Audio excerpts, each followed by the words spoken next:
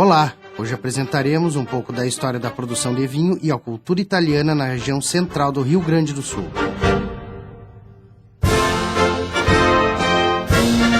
Conheceremos a história contada por aqueles que vivenciaram o passado e o presente da produção do vinho colonial.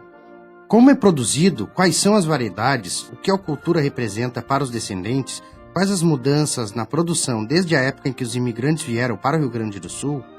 Além disso, saberemos quais as vantagens e desvantagens para a saúde, as formas mais adequadas para apreciar a iguaria e, claro, saber qual é a relação dos filhos e netos de imigrantes com a cultura de origem italiana.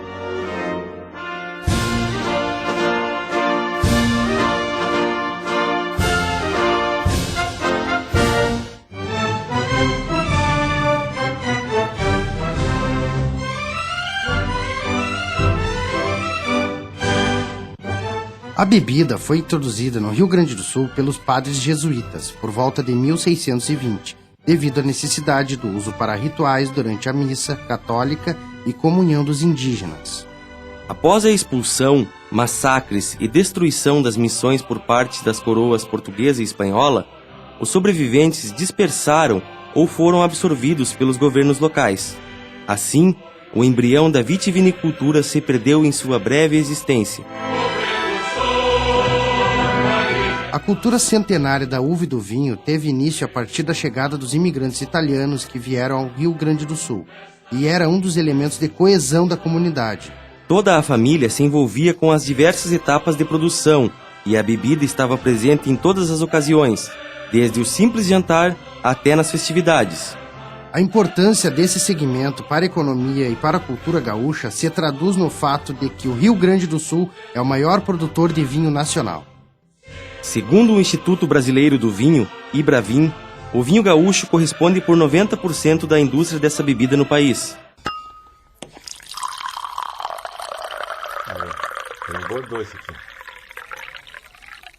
Não foi apenas a atitude empreendedora do imigrante que colaborou com a cultura de vinho gaúcho. O clima é considerado ideal, devido a invernos relativamente rigorosos e verões que proporcionam a insolação ideal para a videira, o que cria condições adequadas de sabor e aroma para a bebida. Vamos conhecer a história de duas cantinas tradicionais, ambas com mais de 100 anos de existência. O Mirante Minuzzi, da cidade de Jaguari, e a Cantina Torre, da cidade de Silveira Martins, ambas localizadas na região central do estado. O Mirante Minuzzi, localizado no roteiro turístico Nostra Colônia, em Jaguari, é conhecido pela produção do tradicional vinho colonial italiano. Em uma época em que tudo era demorado e difícil, os Minuzzi atravessaram o mar e as barreiras culturais para se instalar no centro do estado. A história teve início com a chegada do imigrante italiano Carlos Minuzzi, no final do século XIX.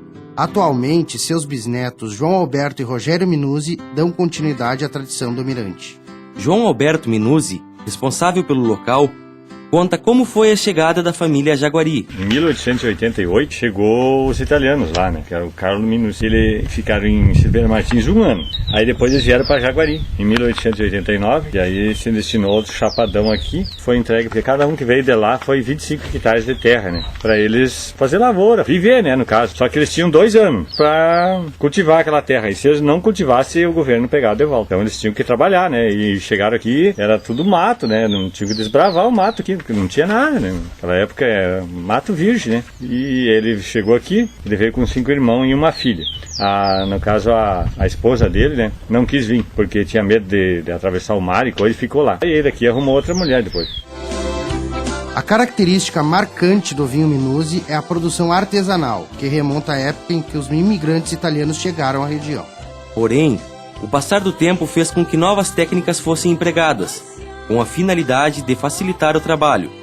João Minuzzi explica algumas diferenças do passado. Aí eu me lembro ainda, meu pai, meus tios, eles com aquelas tinas amassando com os pés. Depois aí foi mudado, né? Aí veio uma máquina tocada à mão. Não era fácil de tocar aquela máquina. Eu botava um nosso que era mais pequeno, agora já tocar aquela máquina. Agora não, agora eu tenho uma máquina elétrica já, né? Hoje mesmo, para passar tratamento na parede, uma vez passavam tudo manual. Era tudo com aqueles costal. Agora não, pega um trator ali, né? Pulsador, põe atrás ali, em 1 hora, passa 2 hectares de parreira. É rápido, mudou muita coisa, né? Parreiras dá para transitar no meio, trator. Antigamente eles plantavam as parreiras, um pé aqui, outro lá, não tinha nem como tu entrar, né? Não tinha filas assim, né? No início, a produção era rudimentar e assim continua até hoje, mesmo com a introdução de novas técnicas de produção e variedades da videira. Eles começaram com a uva Isabel. A Isabel, que é uma parreira, ela é forte, ela dura anos. Tem parreira aqui que tem 100 anos. Ó. Foram eles que plantaram, em Itália até hoje. Essa aqui é a Ibermonte. Aí com o tempo foi implantada aqui a uva Goethe, para fazer vinho branco. Que o pessoal, numa época, que uns 10 anos atrás, era só vinho branco, mas não tomava o vinho tinto, né? Então aqui só tinha Isabel. Isabel você faz o vinho tinto, né? Começou o negócio do vinho branco, aí entramos com essa Goethe, né, que tem até hoje, só que agora mudou bastante, agora é tinto de novo, né, então nós estamos voltando agora para Bordeaux. Não é uvas viníferas, nós no caso é uvas de mesa, também com a Bordeaux agora e a Goethe, Niagara. Ivo Minuzzi, 82 anos, pai de Rogério, lembra como era difícil o transporte em sua época. Eu me criei fazendo vinho, pisoteando, carregando de carreta, de trator, de caminhãozinho. Olha que pegar 3 cargas por dia de lá do Chapadão. Antigamente que a estrada era picada, não era asfalto. Volta e meia eu atolava a carreta. Tinha que descarregar a uva para poder os bois ter força de arrancar de dentro do atolador. Então a minha vida foi assim. Amansava boi, saía de madrugada. Olha, aqueles boi bravos, coiceiro, brabo mesmo. Eu gostava de lidar com os bichos quando era brabo. E eu tocava, graças a Deus ainda estou vivo e são. A paixão e o interesse em dar continuidade à tradição trouxe as famílias de João e seu primo, Rogério Minuzzi, de volta à propriedade.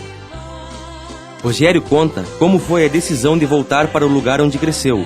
Então a gente se ficou aqui é porque gosta, porque a gente teve até opções, ele também teve opções, ele saiu, ficou anos fora, eu também, 10, 15 anos morei em Santa Maria, e agora ele retornou primeiro, já o que, há quase 20 anos a gente está de novo dando continuidade, né, porque a gente achou uma pena deixar isso tudo perdido no tempo, né.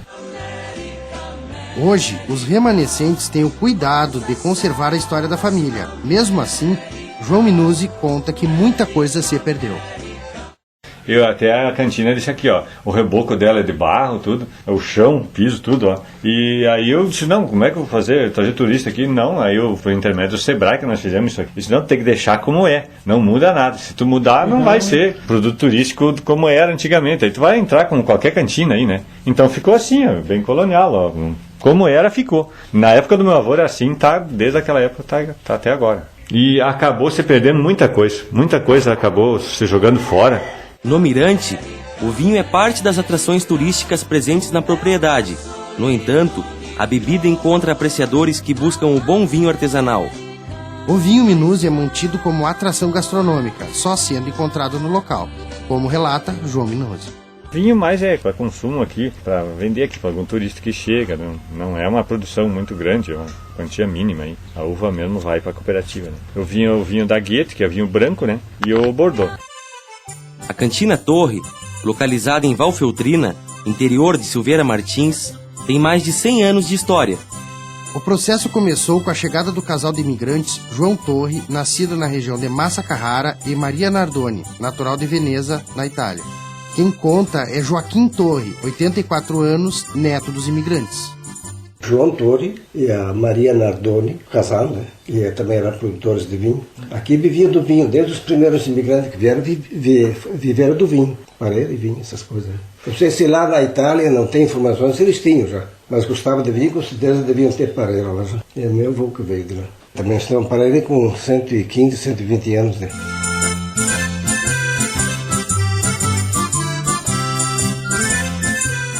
Os italianos vieram em levas periódicas a partir de 1875 e trouxeram consigo as mudas de videira em uma viagem que durou meses até a América. Ainda era preciso fazer uma penosa viagem por terra até os locais designados pela coroa para a instalação das colônias. Joaquim relata como era a vida dos que vieram para o Brasil. Das 3 levas de imigrantes, somente a terceira permaneceu na região. As cantinas eram galpões, chão batido. As famílias foram se dividindo mais, porque no começo eram poucas famílias. As primeiras 2 glebas que vieram, não sobrou ninguém. Que vieram 3 vezes de lá. Nós não tinha café. E nem era fácil comprar café. Café era muito caro. Talvez você comprava o chá de mate, mas não era vinho já na mesa. Vinho com carne de porco, queijo, essas coisas ali, né? Mas nós desde criança tomando vinho. Desde pequeno, Joaquim Torre já ajudava a família no parreiral. Desde criança, ele se lembra dele. Era limpar a uva era toda colhida em peneira, né? Era o que colhia, outro ficava sentado tirando os grãos verdes, passava o dia assim. A uva era toda limpinha, não ficava grão verde. Hoje está tudo facilitado, né? Por exemplo, a maquininha era tocada à mão, depois tinha que pegar aquela calda e botar lá em cima onde ia fermentar. E para tirar também era com balde e via para a pipa, era um funil assim, aí despejava dentro. Era 2, 3, um pegava, levava, alcançava, outro despejava lá em cima. As pipas, é mão de obra. Tem gente de fora, parente, vinha na época, ficava aqui talvez 1 mês, 2, ajudando a colher uva, limpar uva. Era uma luta de cada dia. Na época, as famílias dos imigrantes se comunicavam por meio dos dialetos falados em suas regiões de origem na Itália, como contam Joaquim e seu neto, Rafael Torre. Era tudo esse dialeto, porque na Itália tem muito dialeto. Aqui, por exemplo, tem os Feltrini, que são de Feltre, aqui vai Feltrino. Tem o Vêneto, que já é outra região, fala um pouco diferente. Tem os Montuan, que moravam aqui em cima também. Os Furlan, aqui de Buia, também bem diferente. Então, cada zona que tinha lá era uma linguagem. Agora, a gramática italiana, que ninguém fala aquela coisa, né, de italiano. Até se eu leio, mas tem letra que eu falava que custa entender, né? Até porque esse dialeto, se falado hoje lá na Itália, eles nem reconhecem mais, porque era uma língua arcaica que já não é mais utilizada, né? Joaquim e Rafael relatam que o jeito matreiro e a linguagem típica dos italianos é mantida no convívio do lar. Coisa de casa com alguém, até com a mulher eu falo com alguém que já é do meu tempo ainda, se fala ainda um pouco de italiano. Mas depois eles estão bravos, querem xingar alguém, aí eles xingam, eles falam um negócio que ninguém entende, só eles entendem, né? Aí eles falam bem alto e eles xingam em italiano, no dialeto, e ninguém entende mesmo. A interação social das famílias acontecia por meio dos filós, termo usado para designar as reuniões onde os convivas dançavam, cantavam, jogavam, entre outras festividades. Então arrumavam um lugar e se reuniam lá, cada qual levava um prato de coisa e aí faziam a festa. E não tinha outra coisa. Não tinha meios de... Então as famílias se uniam mais que hoje. Hoje as famílias ficam mais em casa que naquela época. Um pouco foi esquecida a comunhão das famílias, né? Porque tem a televisão, tem outras coisas e já não precisa daquela companhia. Mas ali não, era todo sábado, era 1, 2 da madrugada, era os 5 filhos, todo mundo aí. O incentivo por parte do governo imperial do Rio de Janeiro para a ocupação dos territórios de fronteira e áreas de conflito após a queda das missões jesuíticas trouxe os imigrantes europeus para o Rio Grande do Sul. Todos esses desafios e dificuldades enfrentados na época fizeram com que muitos núcleos de povoamento não tivessem continuidade. No entanto, os que permaneceram acabaram por estabelecer a base da indústria do vinho nacional. Além disso, existe o vinho que ainda é produzido para consumo próprio nas comunidades dos imigrantes, o vinho colonial, apreciado por seu sabor e pela história que carrega consigo. Essa tradição centenária permanece viva nas cantinas de vinho colonial presentes na região central do estado, que fazem dessa cultura um valor histórico e parte importante da economia local. O Mirante Minuzzi, no interior da cidade de Jaguari, segue os mesmos padrões de produção da uva há mais de 100 anos. João Minuzzi conta que o processo segue as mesmas tradições. O básico de fazer o vinho é o mesmo, não mudou muita coisa. Porque o vinho que a gente faz aqui é um vinho colonial, a gente não coloca nada de produto químico, né? É só a uva em si e algum açúcar quando a uva é um tempo assim chuvoso, né? Que a uva não tem muita doçura, né? Natural dela, tem que colocar açúcar, mas o básico é isso, né? Só que antigamente, como eu disse, eles faziam o vinho, toda a uva era produzida aqui, era feito tudo vinho. E não levavam a uva para a cooperativa para fazer lá. Desde aquela época do meu avô, você levava a uva na cooperativa, porque a produção era muito grande. Antigamente a gente produzia mais uva que agora. João Minuzzi detalha as etapas da produção. Faz a poda no inverno, né? Que é ali em agosto, né? Aí da poda vem a brotação, né? Que agora é a época que ela está brotando, que ela está florescendo. Ó. Tem que continuar passando o tratamento nela, o remédio para as doenças, né? A parreira não gosta muito de chuva.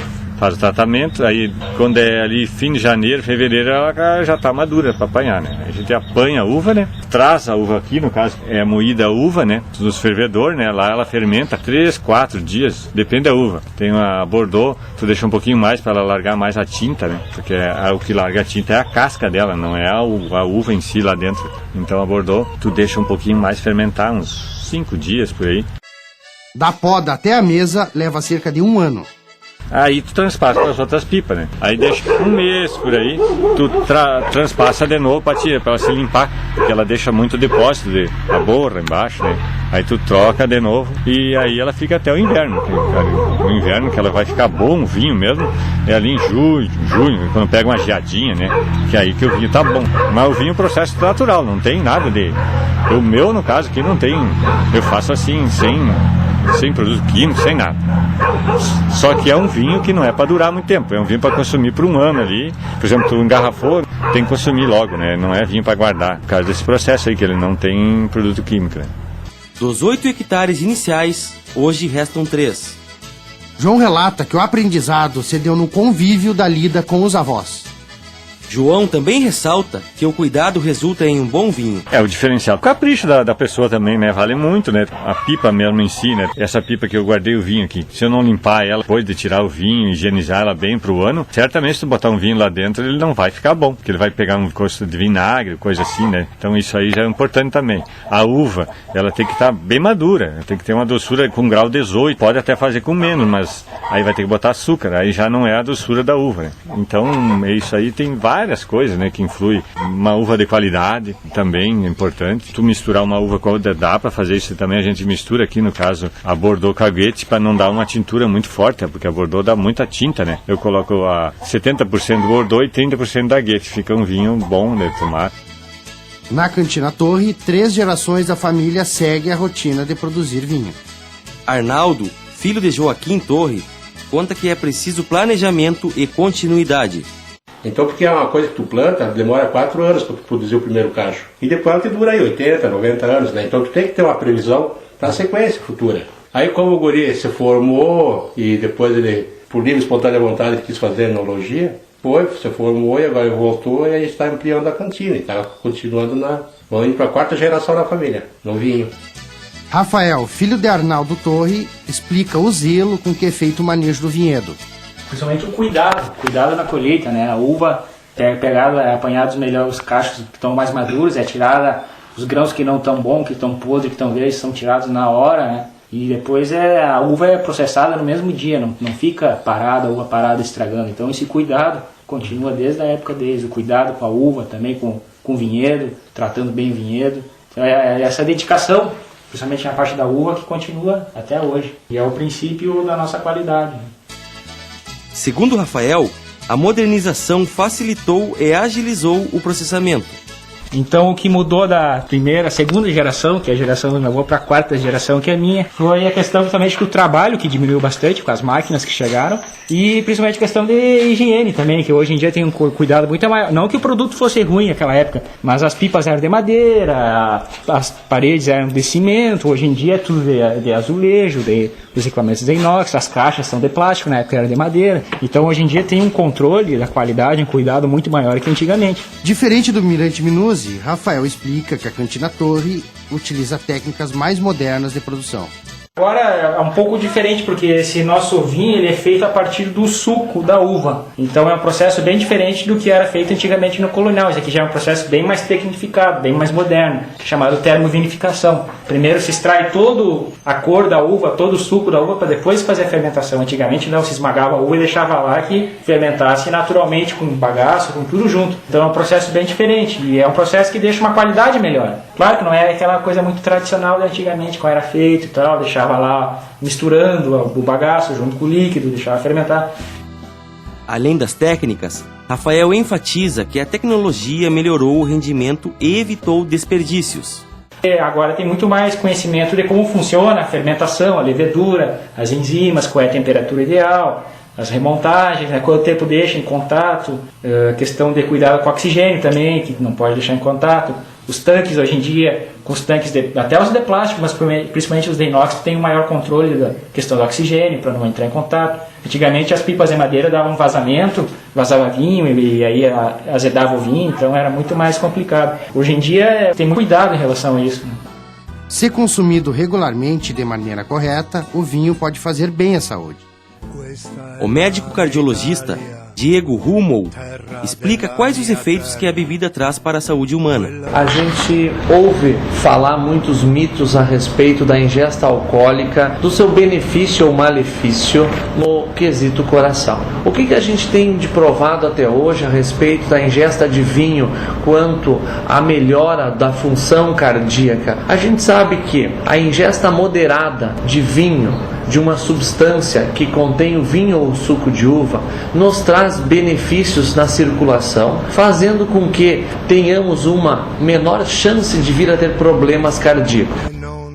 O médico lembra que, assim como qualquer outra bebida alcoólica, é preciso consumir com moderação. A gente tem muitas pessoas as quais têm hábitos herdados por etnias advindas da Europa, as quais têm um exagerado consumo de álcool. E esse exagerado consumo de álcool faz com que o coração possa vir a disfuncionar, ter problema. Isso é quando as pessoas tomam uma quantia exageradamente da bebida diariamente. Não é aquele vinho que as pessoas tomam no final de semana, um cálice por dia, que vai trazer o problema cardíaco. Pelo contrário, o recomendado pela Sociedade Brasileira de Cardiologia é que tu tenhas a ingesta de pelo menos um cálice de vinho diário, para que possamos ter uma melhor função cardíaca, uma melhor circulação e, consequentemente a isso, uma melhor longevidade da sua vida. Embora existam casos em que o excesso do consumo cause problemas de saúde, o tratamento, além de recomendado, é necessário. Na clínica cardiológica, a gente trata muitas pessoas que fazem uso e ingesta de bebidas alcoólicas, entre elas o vinho. Já temos casos de pessoas que chegam com um teor alcoólico extremamente elevado ao longo de anos diariamente, tendo cansaço aos pequenos esforços, dor no peito, inchaço dos membros inferiores, que é o edema, e a gente sabe que o coração cresceu em virtude disso. Esses pacientes são orientados pela gente a não mais consumir bebida alcoólica, fazem o tratamento adequado com medicamentos para melhorar a função cardíaca e tem uma melhora muito significativa, ficando muito bem a longo prazo. Então, esse é um grupo de pacientes que a gente atende muito comumente no nosso consultório. Em alguns casos, conforme parecer clínico, a pessoa pode voltar a consumir de maneira moderada. É o que explica o médico cardiologista. Em contrapartida, a gente tem muitas pessoas que chegam, tem um infarto, o infarto cicatriza, tem boa evolução, e eles dizem: doutor, posso tomar um gole de vinho? Posso tomar alguma coisa que eu sempre tomei? A resposta é positiva, pode tomar, desde que não exagere. Essas pessoas devem tomar o seu cálice de vinho para que possamos ter uma melhor longevidade, para que possamos ter uma melhor função cardíaca, mas nunca devemos exagerar. E o exagero traz problemas que a gente vê dentro do consultório. E isso acontece na nossa prática clínica diária. Por fim, Hummel indica quais variedades da bebida são ideais para proteger o sistema cardiovascular. Nós temos alguns tipos de vinho que são associados a melhor proteção cardíaca, e esse vinho é o vinho que tem cor, é o vinho tinto. Também esse vinho é o mais estudado, é o vinho tinto e o suco de uva, os dois de coloração a qual a gente conhece. O vinho branco disse não ser tão bom quanto o vinho tinto, embora a gente carece de estudos sobre o vinho branco para saber se protege tanto quanto o vinho tinto. Este foi o documentário que falou sobre a tradição de duas cantinas na região central do Rio Grande do Sul, um produto da disciplina de Projeto Experimental em Rádio do curso de jornalismo da Unifra. A produção é dos acadêmicos de jornalismo João Miranda Filho, Victor Correia, Vinícius Martins e Yuri Weber. Na locução, João Miranda Filho e Yuri Weber. Na central técnica, Erickson Friedrich. Na orientação, o jornalista e professor Gilson Piber. Obrigado pela audiência e até a próxima.